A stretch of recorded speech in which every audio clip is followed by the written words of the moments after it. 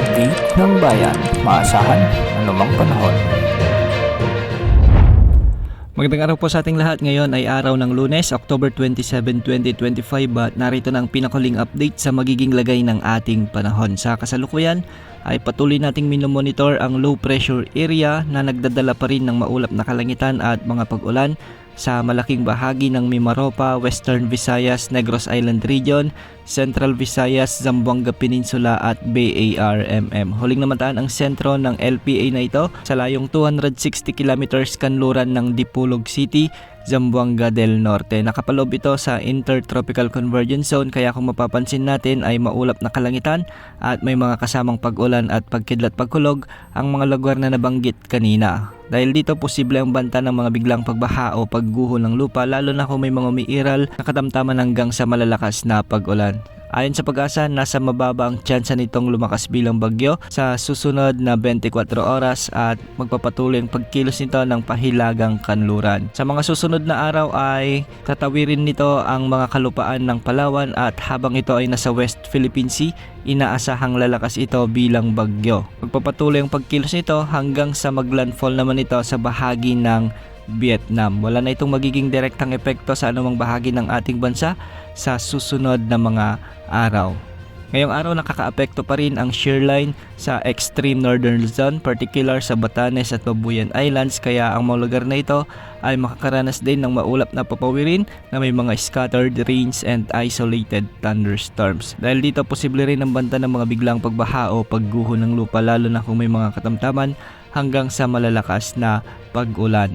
Easterlies naman ang weather system na nakakaapekto ngayon sa Bicol Region, Eastern Visayas, Aurora at Quezon Province, kaya magiging maulap rin ang mga papawirin na may mga kalat-kalat na pag-ulan at pagkidlat pagkulog. Minsan makakaranas ang mga lugar na ito ng katamtaman hanggang sa minsan ay malalakas na pag-ulan na posibleng magdulot ng mga biglang pagbaha o pagguho ng lupa. Samantala, sa nalalabing bahagi ng Mindanao, asahan naman ang bahagyang maulap hanggang sa maulap na papawirin na may mga tsansa ng mga kalat-kalat na pag-ulan at thunderstorms. Dulot naman ito ng Intertropical Convergence Zone o ITCZ. Hindi rin inaalis ang banta ng mga biglang pagbaha o pagguho ng lupa lalo na kung may mga umiiral na severe thunderstorm. Samantala, sa Metro Manila at sa nalalabing bahagi pa ng Luzon ay magiging bahagyang maulap hanggang sa maulap din ang mga kalangitan na may mga isolated rain showers and thunderstorms. Then, dulot ito ng mainit na easterlies at hindi rin inalis ang banta ng mga flash floods at landslides lalo na kung may mga umiiral na severe thunderstorms. Magiging katamtaman hanggang sa maalon pa rin ang mga karagatan sa Northern Luzon dahil posibleng umabot hanggang 3.7 ang mga pag-alon.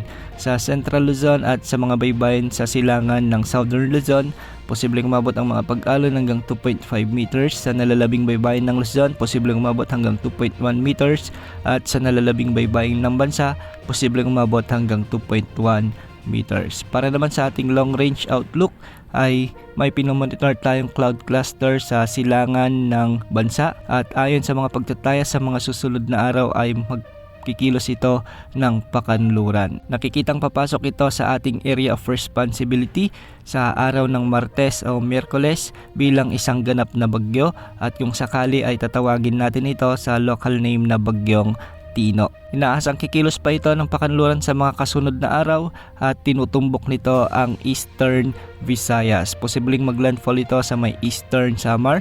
Dediretsoin nito ang mga kalupaan o isla ng Visayas area at hindi rin inaalis ang posibilidad na maapektuhan nito ang ilang bahagi ng Mimaropa, Calabarzon at Metro Manila. Dahil sa malakas na amihan at ng high pressure area sa silangan o sa hilagan ng bagyong ito, itutulak nito pababa kaya ang tsansa ay mas mababa na ang track na tatahakin ng potensyal na bagyong Tino na ito. Kung pagbabasehan natin ang wind animation mula sa ECMWF model sa araw ng Huwebes, November 6 ay posibleng tumama na ito sa may Eastern Visayas. Posible rin magkaroon ito ng second landfall sa isla ng Masbate at sa may Romblon. Pagkatapos ay dediretsoin nito ang mga probinsya ng Mindoro provinces at lalabas ito sa kalupaan sa hilaga o sa timog ng Metro Manila. Sa magiging lakas naman ng bagyo, inaasahang mula severe tropical storm hanggang sa super typhoon naman.